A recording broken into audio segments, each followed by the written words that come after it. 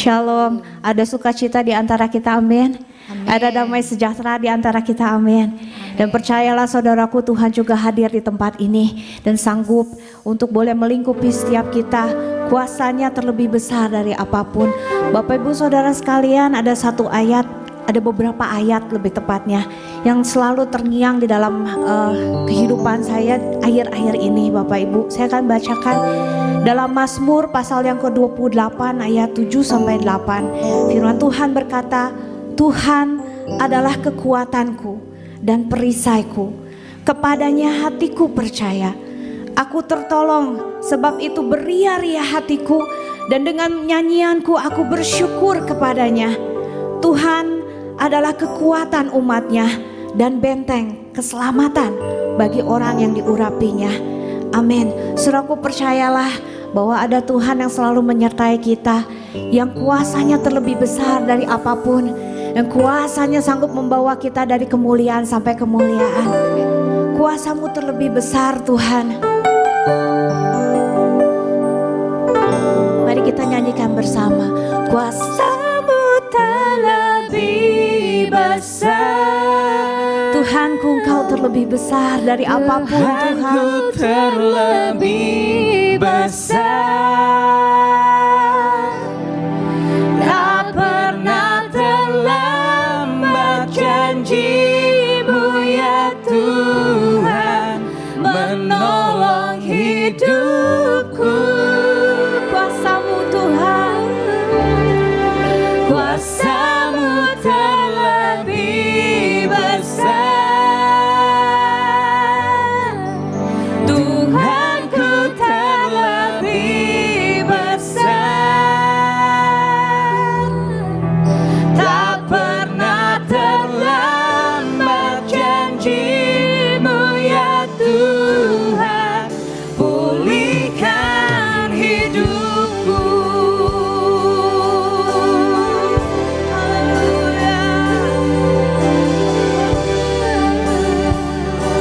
biarlah hanya Engkau Tuhan yang menjadi penolong hidup kami, Tuhan.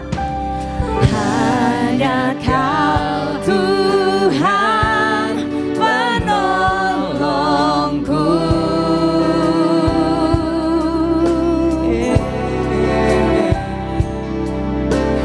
yang selalu setia bersamaku. Kasih-Mu, Tuhan, Kasih-Mu yang sanggup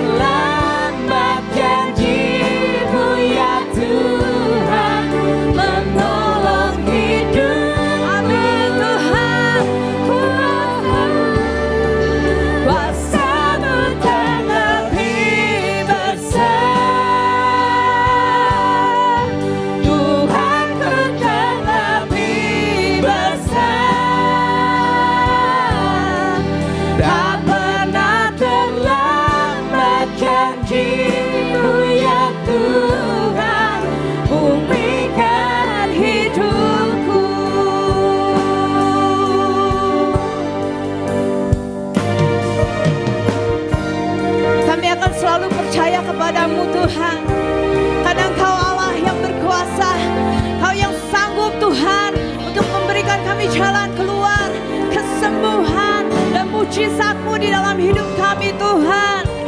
Haleluya. Saya undang jemaat Bapak Ibu untuk boleh bangkit berdiri. Kita nyatakan dengan iman, aku percaya Tuhan. Ku percaya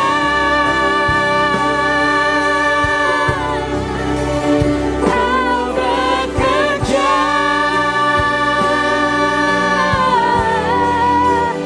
mendatangkan kebaikan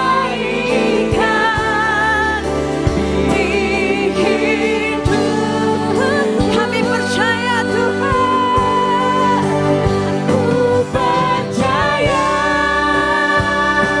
Kau yang bekerja di antara kami Tuhan, Kau bekerja hanya untuk mendatangkan kebaikan bagi setiap kami.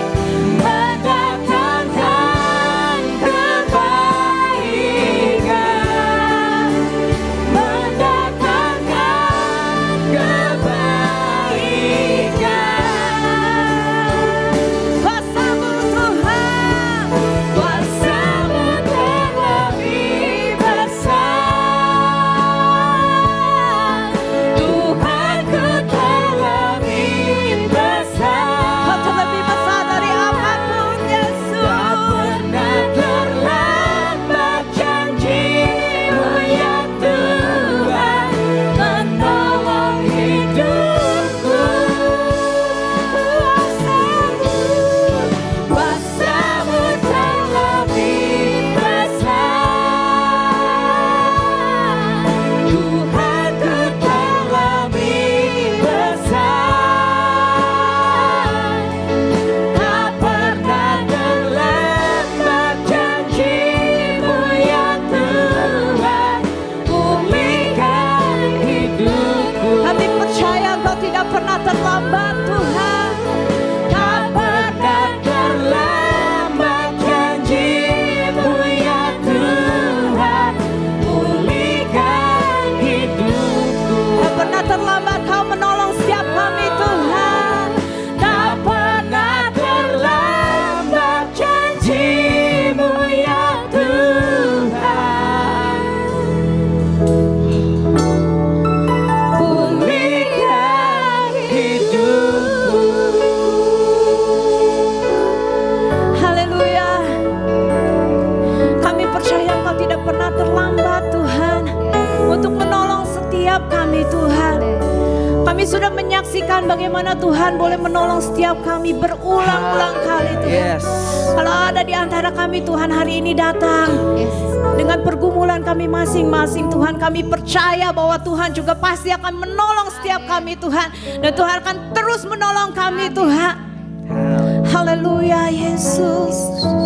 Naikkan ucapan syukur-Mu di hadapan Tuhan, karena Dia adalah Allah yang layak kita sembah.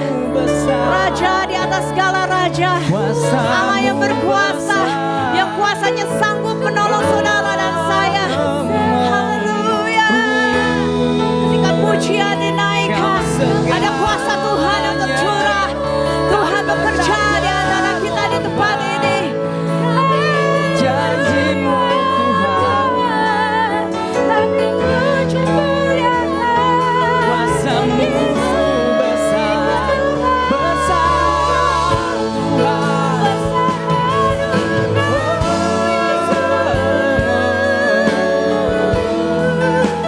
Kaulah kuatku, Kaulah rajaku.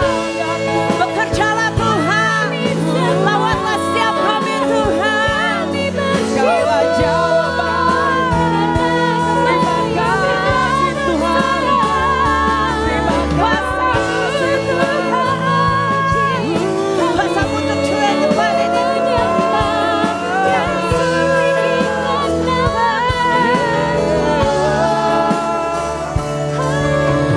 Kami mau berserah pada-Mu Yesus, karena Engkau adalah Allah yang terlebih besar dari apapun Tuhan. Sebesar apapun masalah yang sedang kami hadapi Tuhan, kami percaya kuasa-Mu terlebih besar, karena Engkau Allah yang besar dan berkuasa. Dan kami percaya Tuhan, Kau akan sanggup menolong kami, dan kami oleh sebab itu Tuhan, kami mau terus bersuka cita di hadapan Tuhan, bersorak-sorai bagi nama-Mu Tuhan. Amin. Kami mau naikkan pujian yang terbaik bagi Yes. Engkau Tuhan. Terima kasih Tuhan, kami mau serahkan ibadah kami ke dalam tangan Tuhan. Kiranya Tuhan yang boleh terus berkarya di tengah-tengah kami. Dan kami mau Tuhan menjadi penyembah-penyembah-Mu di dalam roh dan kebenaran. Kami serahkan ibadah kami dari awal sampai akhir Tuhan ke dalam tangan Tuhan. Hanya di dalam nama Tuhan Yesus kami berdoa dan bersyukur. Haleluya. Amin. Amin. Amen. Tuhanlah kekuatan dan mazmur kita. Bersama Tuhan kita nggak perlu takut. Yes. Hatiku percaya.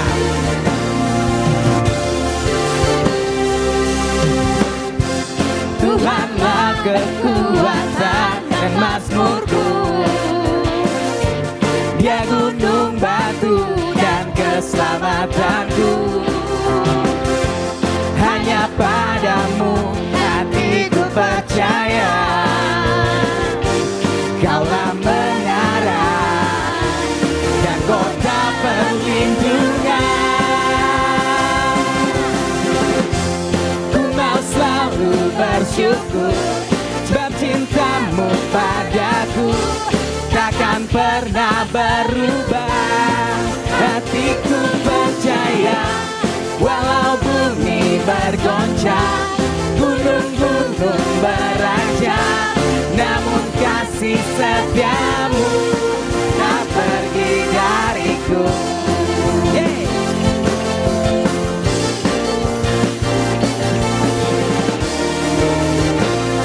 Tuhanlah kekuatan dan mazmurku. Tuhanlah kekuatan dan mazmurku. Dia gunung batu dan keselamatanku. Hanya padamu hatiku percaya. Kaulah menara dan kota perlindungan. Ku mau selalu bersyukur sebab cintamu padaku takkan pernah berubah. Hatiku percaya walau bumi bergoncang, gunung-gunung beranjak, namun kasih setiamu tak pergi dariku.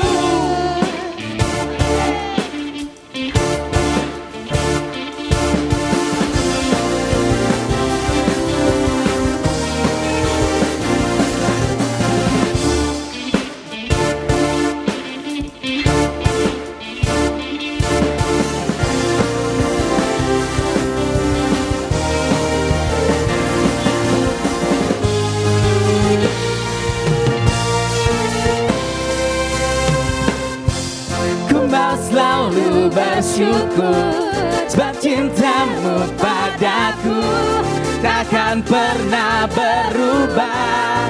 Hatiku percaya walau bumi bergoncang, gunung-gunung beranjak, namun kasih setiamu tak pergi dariku.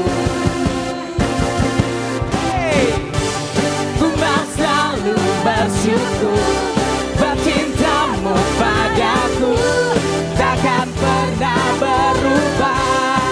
Hatiku percaya walau bumi bergoncang, gunung-gunung beranjak, namun kasih setiamu tak pergi dariku. Ku mau selalu bersyukur sebab cintamu padaku takkan pernah berubah. Hatiku percaya walau bumi bergoncang, gunung-gunung beranjak, namun kasih setiamu tak pergi dariku. Kasih setiamu tak pergi dariku. Kasih setiamu tak pergi dariku.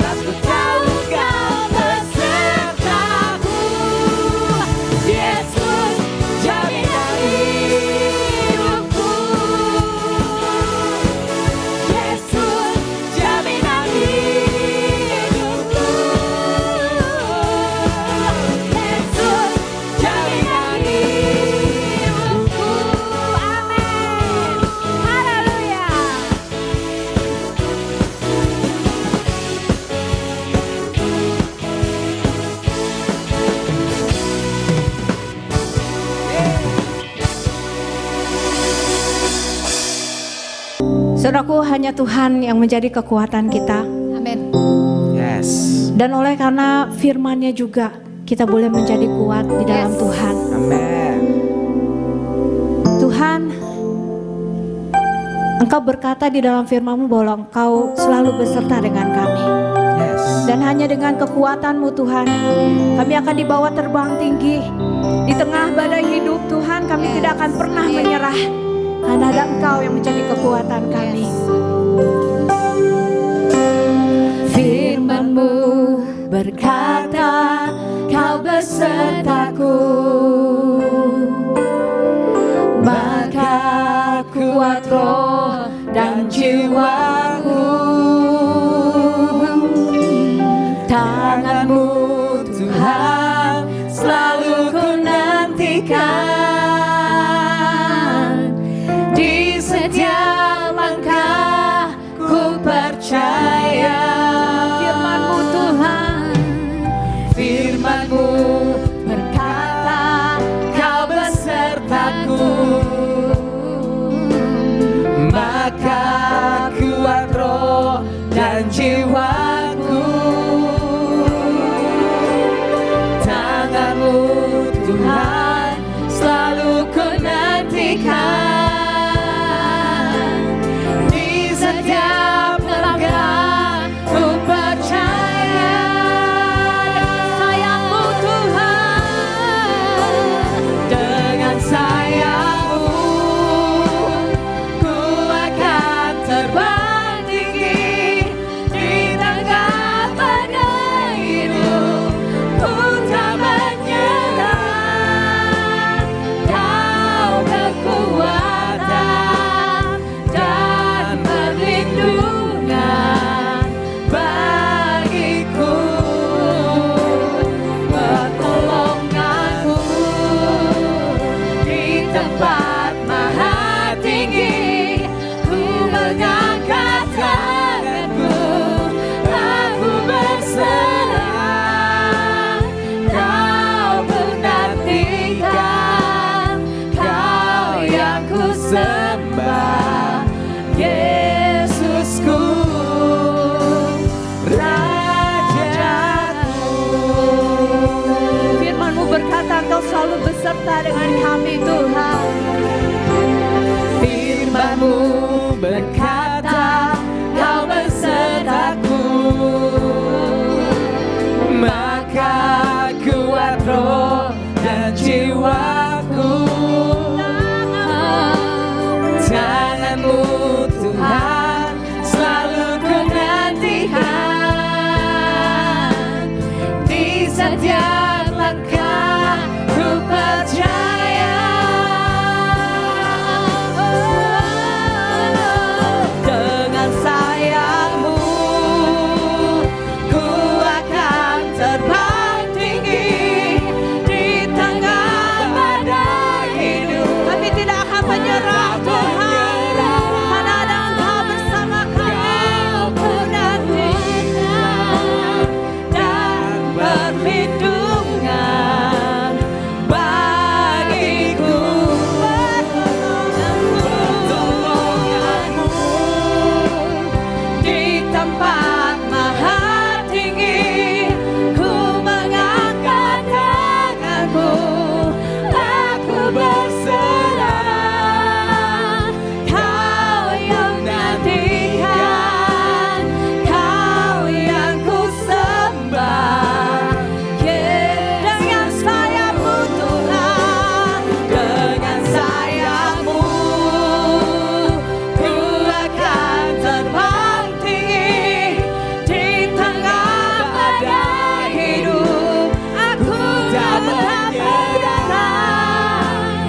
Kau kekuatan dan waktu dan tempat saya persilakan pada Bapak Gembala. Bagiku, pertolonganku Tuhan, tolonganku di tempat maha tinggi. Ku mengangkat tanganku, aku berserah. Kau ku nantikan, Kau yang ku sembah.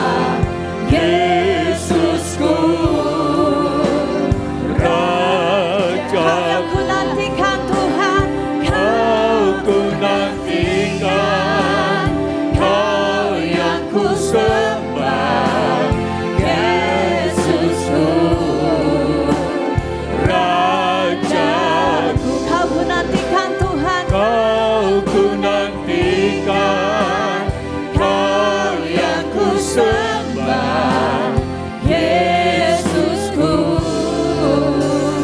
Rajaku.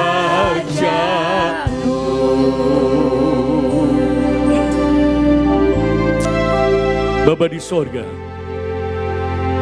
Bapa yang kami sapa dalam nama Tuhan Yesus, kami bersyukur, berterima kasih kepada Tuhan kalau Tuhan masih memberikan kesempatan kepada kami untuk memuji, membesarkan nama Tuhan. Sebentar kami akan mendengar suara Tuhan. Urapi hamba-Mu yang hina-dina dengan urapan di sorga. Jadikan lidahku menjadi lidahmu, jadikan suaraku menjadi suaramu, jadikan mulutku menjadi mulutmu ya Tuhan. Berbicara kami siap untuk mendengar. Kalau ada roh jahat akan mengganggu kami, merampas perhatian kami berdoa dan saat ini kami tolak dalam nama Tuhan Yesus. Terima kasih Tuhan, ajar kepada kami supaya kami boleh duduk dengan baik mendengarkan suara Tuhan. Berbicara kami siap untuk mendengar. Di dalam nama Tuhan Yesus kami berdoa dan bersyukur. Semua yang percaya katakan amin. Berikan tepuk tangan yang meriah kepada Tuhan Yesus. Haleluya. Masih bicara tentang mentalitas. Mentalitas seseorang dibentuk lewat pendidikan moral dan pendidikan rohani. Orang boleh pintar secara formal, punya pendidikan yang baik, punya gelar S1, S2, S3. Tapi kalau dia tidak punya pendidikan secara rohani, hidupnya bisa menjadi kacau. Ya, mari kita baca satu ayat dalam Amsal 14 ayat 34. Kita baca bersama-sama 2, 3. Kebenaran meninggikan derajat bangsa, tetapi dosa adalah noda bangsa. Kebenaran. Apa itu kebenaran? Pilatus pernah bertanya, apa itu kebenaran? Kebenaran bicara tentang Kristus, kebenaran bicara tentang firman Tuhan. Kebenaran meninggikan derajat bangsa, tetapi dosa adalah noda bangsa. Dalam bahasa Indonesia masa kini katakan, keadilan dan kebaikan mengangkat martabat bangsa, tapi dosa membuat bangsa menjadi hina. Itu nggak tak ubahnya seperti keluarga. Ya, kalau keluarga tidak meninggikan kebenaran, tapi hidup dalam dosa, akan menjadi keluarga yang hina. Ya, dalam firman Allah yang hidup disebutkan, kebenaran meninggikan derajat bangsa, tapi dosa adalah celah bagi siapapun juga. Apa artinya mentalitas? Mentalitas adalah keadaan dan aktivitas jiwa atau batin, cara berpikir dan perasaan. Indonesia yang dewasa ini tak hanya membutuhkan pendidikan formal untuk membentuk sumber daya manusia yang berkualitas, yang dapat bersaing dalam dunia modern ini. Tapi dibutuhkan juga pendidikan moral agar dapat menciptakan SDM yang dewasa, mandiri, dan bermoral. Ya, kita tentunya rindu keluarga kita, anak-anak kita punya pendidikan yang baik, tapi juga punya moral yang baik. Betul tidak? Punya pendidikan yang tinggi, tapi tidak punya moral yang baik, apa terjadi? Itu akan memalukan keluarga. Nah, tujuannya agar bisa membawa peserta didik ke arah kedewasaan, kemandirian dan bertanggung jawab, tahu malu, tidak pelin-pelan, jujur, santun, berakhlak mulia, berbudi pekerti luhur sehingga mereka tidak lagi bergantung kepada keluarga, masyarakat atau bangsa.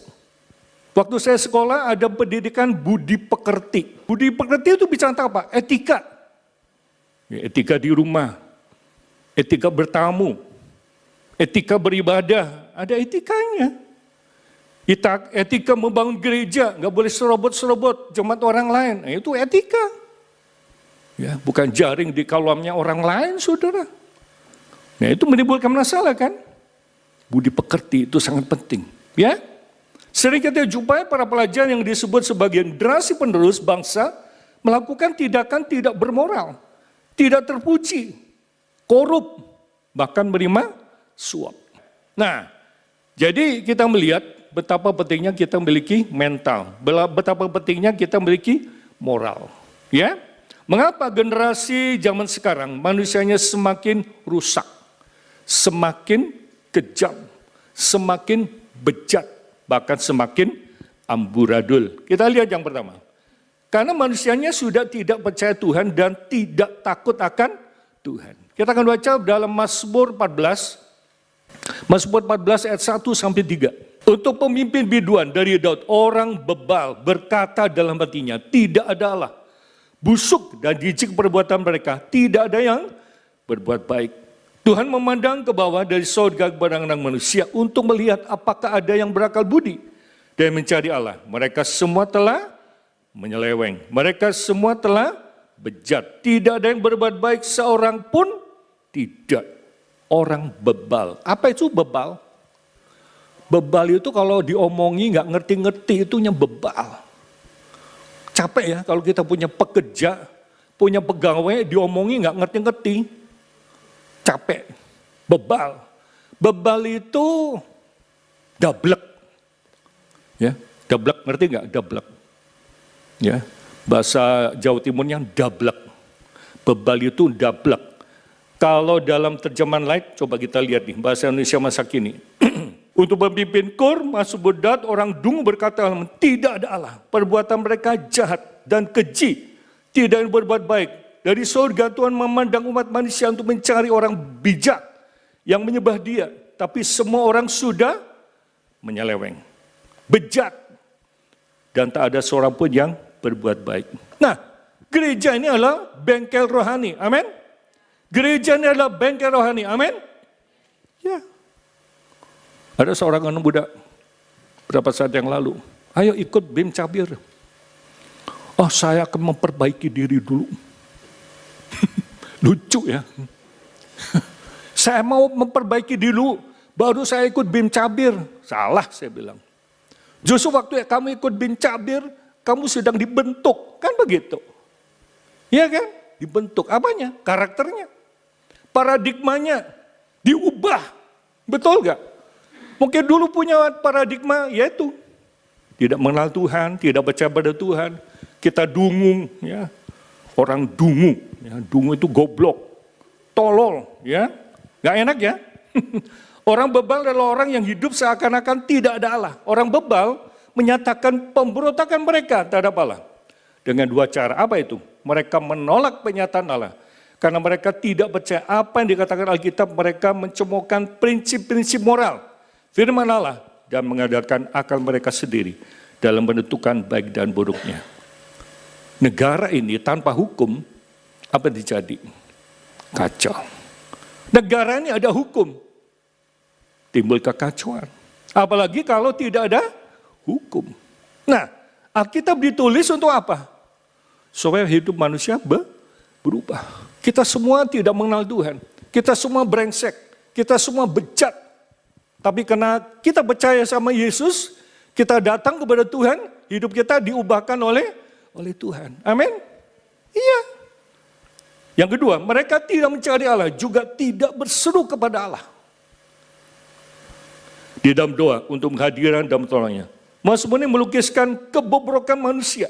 Kebobrokan orang fasik yang mengajarkan bahwa umat manusia pada dasarnya terpisah dari Allah. Ya, betapa bahayanya kita semua kalau kita tidak mengenal Tuhan.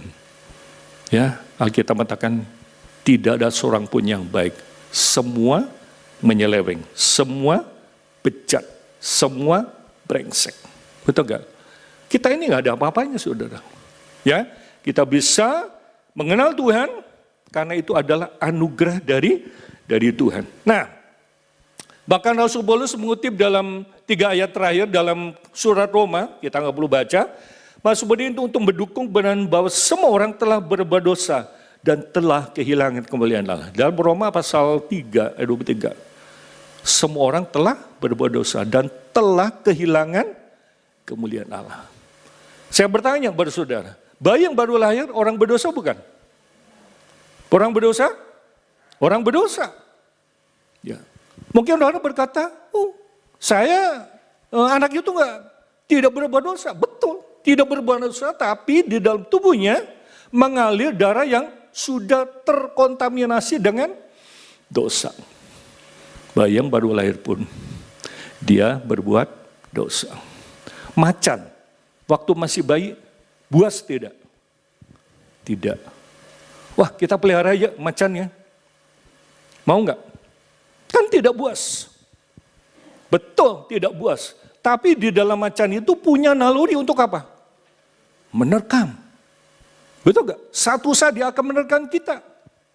Ya memang ada beberapa orang yang ya mereka bergaul dengan macan, bergaul dengan singa bertahun-tahun.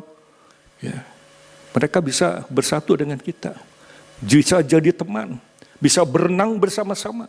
Tapi kalau saudara tidak kenal dari awalnya, bisa-bisa dia apa? Diterkam. Betul nggak? Kalau kita hidup dalam dosa, lambat atau cepat, kita akan bisa menerkam orang lain. Betul nggak? Ya, kita lihat yang kedua. Mengapa generasi zaman sekarang manusianya semakin rusak? Menggenapi nubuat akhir zaman. Kita baca dalam 2 Timotius pasal 3 ayat 1 sampai 5. Ketahuilah bahwa pada hari yang terakhir akan datang masa yang sukar. Manusia akan mencintai diri sendiri dan menjadi hamba uang. Mereka akan membual, menyombongkan diri. Mereka akan menjadi pemfitnah. Mereka akan berontak kepada orang tua. Dan tidak tahu berterima kasih, tidak mempedulikan agama. Akan datang masa yang sukar. Kita sudah rasakan ya, hari-hari ini, bulan-bulan ini, sukar. Sejak Maret, April, Mei, Juni, Juli sampai sekarang, terjadi kesukaran. Sukar apa? Sukar cari uang. Betul nggak? Sukar apa? Cari pekerjaan. Orang yang sudah bekerja, jelas-jelas punya pekerjaan, potong gajinya dipotong. Dipotong 50%, dipotong lagi 30%, dipotong lagi 20%, akhirnya tinggal 10%. Bisa bertahan di situ? Tidak, keluar, ngapain? Betul enggak? Jadi kalau hari ini Anda masih bisa bekerja, mencari nafkah, bersyukur sama Tuhan. Amin? Iya, tidak semua orang bisa melakukan seperti itu. Ya, manusia akan mencintai di sini. Ini penyakit dari cemburuan adalah egoisme. Menjadi hamba uang. Apa itu hamba uang? Apa yang dipikirkan selalu uang. Begitu melek matanya selalu yang dipikirkan apa? Uang. Luar biasa ya. Tuhan Yesus mau bayar pajak, dia suruh muridnya apa? Tangkap ikan, buka mulutnya. Ditemuin? Uang. Wah, luar biasa. Ya, Tuhan Yesus bikin sulapan. Itu namanya mujizat. Amin. Kalau tiba-tiba ada orang kasih uang sama saudara, itu namanya apa? Berkat. Namanya berkat. Ya, gereja butuh uang. Manusia butuh uang. Di kanan sini, manusia yang mencintai diri sendiri, menjadi hamba uang, mereka akan membual. Apa itu membual? Ngomong gede. Menyombongkan diri, mereka akan menjadi pemfitnah, mereka akan berontak terhadap orang tua, berontak. Ya, generasi sekarang, generasi yang suka berontak. Waktu saya jadi anak, nggak berani saudara. Diomongin sama orang tua kita nurut, tapi anak sekarang, wah, beda lagi saudara. Berontak, tidak tahu berterima kasih. Dikasih apa-apa, cicing, loh ya tuh, saya tuh paling nggak suka saudara. Saya kasih sesuatu pada seseorang. Bilang apa?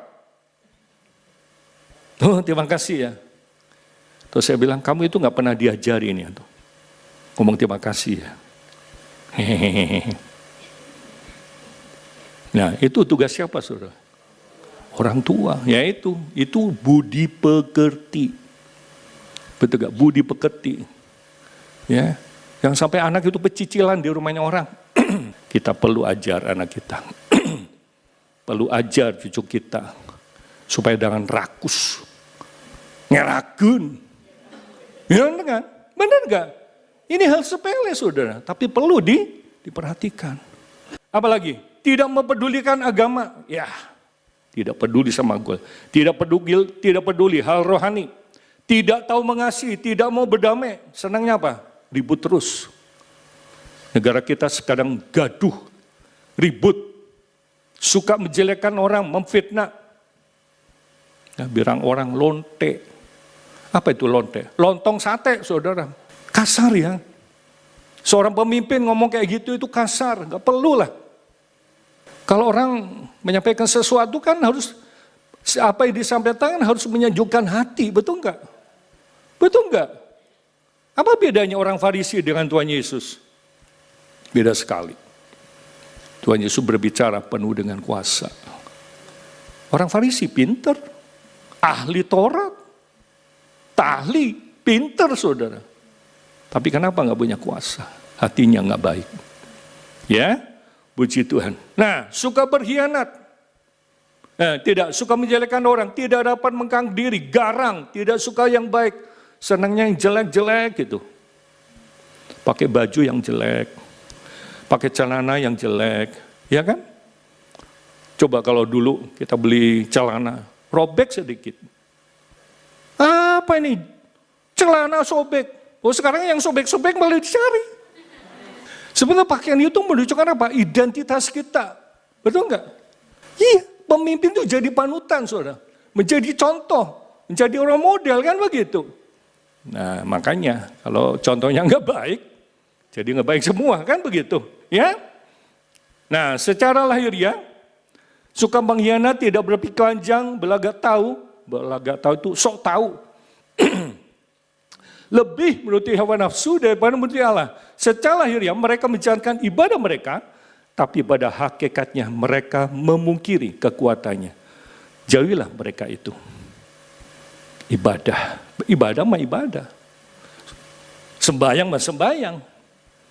Tapi ibadah itu tidak punya kuasa. Ya, agama itu tidak. Agama apa? Kacau. Beragama supaya hidupnya tidak. Tapi buktinya banyak orang beragama kacau. Kita lihat dalam bahasa Indonesia masa gini, ingatlah ini, pada hari terakhir akan dan banyak kesusahan. Manusia akan mementingkan diri sendiri, bersifat mata duitan. Mata duitan. Jadi yang dilihat tuh matanya apa? Duit terus. Sombong, suka membual, suka menghina orang lain, memberontak terhadap orang tua, tidak tahu berterima kasih, membenci hal rohani. Mereka tidak mengasihi sama, tidak suka memberi ampun. Wah. Mereka suka mengkhianat, angkuh, tidak berpikir panjang. Mereka lebih suka kesenangan dunia daripada menuruti Allah. Meskipun secara lahiriah mereka taat menjalankan kewajiban agama, namun menolak inti dari agama itu sendiri. Jauhilah orang-orang yang seperti itu. Mungkin kita punya teman-teman, kelihatannya baik, tapi sebetulnya tidak. Ya, kita lihat yang ketiga. Hidupnya hanya diisi dengan hal-hal daging, hal negatif. Kita baca Galatia pasal 5 ayat 19 sampai 21, perbuatan daging telah nyata, yaitu percabulan, kecemaran, hawa nafsu, penyembahan berhala, sihir, perseteruan, perselisihan, iri hati, amarah, kepentingan diri sendiri, pencideran roh pemecah. Pencideran itu apa? Berantem, tapi disertai melukai, itu namanya pencideraan. Pukul, melukai. Nah, itu sering terjadi. Roh pemecah, kedengkian, mabuk, pesta pora dan sebagainya. Terhadap semua itu, kuperingatkan kamu seperti yang telah kubuat dahulu, bahwa barang siapa melakukan hal yang demikian, ia tidak akan mendapat bagian dalam kerajaan Allah. Ada berapa dosa yang disebutkan di sini? Kurang lebih ada 15 item. Betul nggak? 15 macam dosa yang diungkapkan di sini. Dimulai dari apa? Percabulan. Ya. Percabulan, kecemaran, hidup kotor, hawa nafsu, penyembahan berhala. Apa itu penyembahan berhala? Berhala adalah segala sesuatu yang kita kagumi, yang kita senangi dari lebih daripada Tuhan. Itu adalah berhala.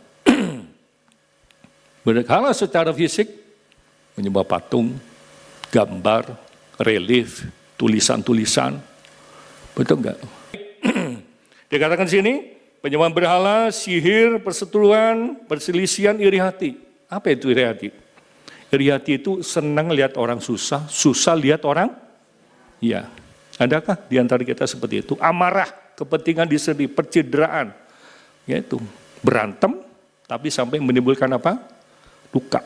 Itu artinya percideraan. Roh pemecah, kedengkian, dengki, benci, mabuk, pesta pora. dan sebagainya. Terhadap semuanya itu kuperingatkan, seperti yang telah kubuat dahulu, bahwa barang siapa, perhatikan, barang siapa, artinya siapa saja melakukan hal demikian, ia tidak akan mendapat bagian dalam kerajaan Allah. 15 macam dosa plus yang lain. Kalau kita nggak bertobat, kalau kita tidak lahir baru, kita akan apa? Binasa. Iya, binasa, saudara. Makanya kita jangan mau seperti itu. Nah, kita lihat lebih jauh.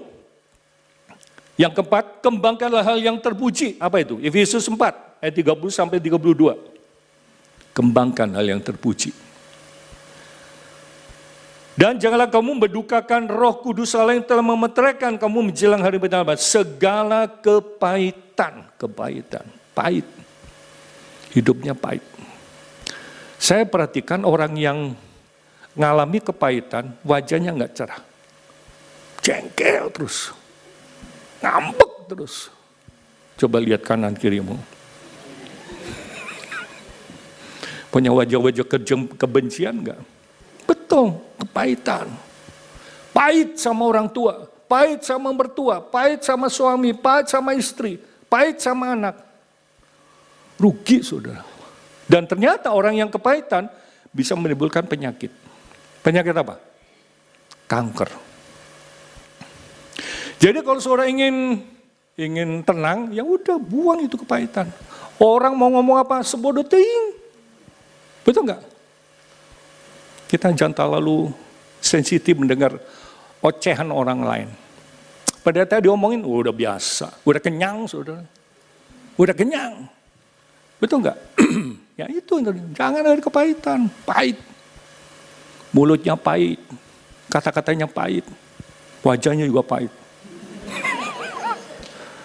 Ya toh, sumbernya pahit, ujungnya pahit, yang keluar apa? Betul. Kenapa orang ngalamin kuat? Karena ada hatinya, kepahitan. Ada orang tanya sama saya, apa sih rahasianya? Kok saya lihat Bapak kelihatannya enjoy aja? Iya. Pertama, punya hubungan yang baik dengan Tuhan. Yang kedua, punya hubungan yang baik dengan pasangan. Yang ketiga, jangan simpan kepahitan. Betul. Jangan simpan kepahitan. Rugi. Bisa bikin orang sakit. Sakit apa? Sakit kanker. Betul gak? Apa lagi? Ya, kita harus belajar untuk mengampuni. Karena itu dikatakan, ya, segala kepahitan, kegeraman, kemarahan, pertikaian, dan fitnah yang tak kalah dibuang dari antara kamu. Demikian pula segala kejahatan. Kepahitan, kegeraman, geram. Geram itu apa? Yang nyekek orang. Betul gak? Ada seorang bapak lagi baca surat, saudara. Ibunya tanya, Bapak mau coba toh? Iki mau coba surat. Surat apa? Surat nikah. Emang kenapa? Kok nggak ada tanggal kadaluarsanya ya? Si ibunya, apa? Tak semen cangkemmu katanya. Marah, saudara. Ya, puji Tuhan ya, KTP kita sekarang seumur hidup ya. Iya, termasuk surat nikah kita. Seumur hidup. Nggak ada tanggal kadaluarsanya. Luar biasa. Nah, tetapi hendaklah kamu ramah. Seorang dengan lain, penuh kasih mesra dan saling mengampuni. Sebagaimana Allah di dalam Kristus telah mengampuni kamu. Ramah. Ya, sekitar 3 minggu yang lalu, mobil saya ditabrak sama seseorang. Ya, saya mau masuk ke gereja, di gang, saya udah masuk nih. Tiba-tiba ada sepeda motor. Gitu. Waduh, saya masuk dulu, saya parkir, saya keluar. Ya, saya bilang sama Gus, coba lihat tuh orang yang nabrak saya. Saya nggak marah, saya nggak marah. Ya, saya kalem. Yo, saya bilang, kamu lihat nih mobil saya rusak. Kentop, saya bilang. Kamu ganti nggak? Terus dia bilang gitu, iya Pak, aduh Pak, minta maaf katanya. Saya mau ganti, tapi tunggu ya. Kenapa? Saya kan tadinya tour guide, ya, suka bimbing orang. Nah, sekarang yang jadi tulang punggung itu isi saya, bukan saya lagi. Nanti ya, saya mau cerita. Apa perlu KTP saya dia? Enggak perlu, saya bilang. Apa tes saya? Enggak perlu. Yang penting Bapak jujur, saya bilang. Ya, oh terima kasih buat pengertiannya. Saya tunggu, saudara, kurang lebih 2 minggu. Terus dia WA lagi, Pak, saya mau nganterin duit. Mau nganterin uang. Berapa? 300.000. Saya bilang, kamu harus ganti rugi. Ya, kalau kita masuk ke bengkel, karena asuransi, kita cukup bayar 300. Betul, 300.000, saudara. Saya nggak marah-marah. Ya, coba kalau orang lain, matamu di mana? Picek ya. Nah, pasti ngomong kayak gitu, saudara. Saya enggak, saya kalem aja. Karena saya kalem, saya tidak marah-marah, dia simpatik sama kita. Betul nggak? Coba kalau kita awali dengan pertengkaran, wah, bisa-bisa dia nggak mau bayar, saudara. Tapi saya tunggu. Ya, karena dia punya etikat baik, dia beresin. Ya puji Tuhan, mobil saya bagus lagi. Betul nggak? Nah, itu seringkali kita itu diuji, saudara. Saya sebetulnya itu saya bisa marah. Kalau saya mau marah bisa. Tapi saya nggak lakukan seperti itu. Saya tidak lakukan seperti itu. Ya, puji Tuhan. Kita lihat bagian terakhir. Nah, miliki kedewasaan rohani. Ya, orang yang punya mentalitas yang baik, punya moralitas yang baik, pasti dia memiliki kedewasaan. Kita baca dalam 2 Petrus 1 ayat 5 sampai 9. Justru karena itu kamu harus dengan sungguh-sungguh berusaha untuk menambahkan kepada imanmu kebajikan. Imanmu kepada kebajikan. Apa itu kebajikan? Perbuatan baik. Dan kepada kebajikan pengetahuan. Ya, kita belajar. Setiap hari kita ke gereja, setiap minggu ada komsel dan sebagainya, ada doa siang, kita belajar supaya menambah pengetahuan. Betul nggak? Dikatakan pengetahuan, penguasaan diri. Nah, penguasaan diri. Penguasaan diri apa? Bisa menahan diri. Tidak gampang emosi. Kepada penguasaan diri, ketekunan, tekun. Ketekunan kesalehan. Kesalehan, kasih akan saudara-saudara, dan kasih akan saudara-saudara, kasih akan semua orang. Sebab apabila semua itu ada padamu dengan berlimpah-limpah, kamu akan dibuat menjadi giat dan berhasil dalam pengenalanmu akan Yesus Kristus Tuhan kita. Tapi barang siapa tidak memiliki semuanya itu, perhatikan. Barang siapa tidak memiliki semuanya, ia menjadi apa? Buta dan picik.